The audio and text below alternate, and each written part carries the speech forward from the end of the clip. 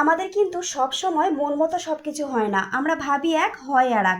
বেগুনগুলোকে কিনেছিলাম বেশ লম্বা লম্বা করে বেগুনের এই রেসিপিটা বানাবো বলে, কিন্তু বেগুনগুলো দেখলাম মাঝখান থেকে একটু না একটু পোকা হয়ে গেছে, সেজন্য কেটে খুব ভালোভাবে বাদ দিয়ে লবণ হলুদ মাখিয়ে ভাজা করতে বসিয়ে দিয়েছি।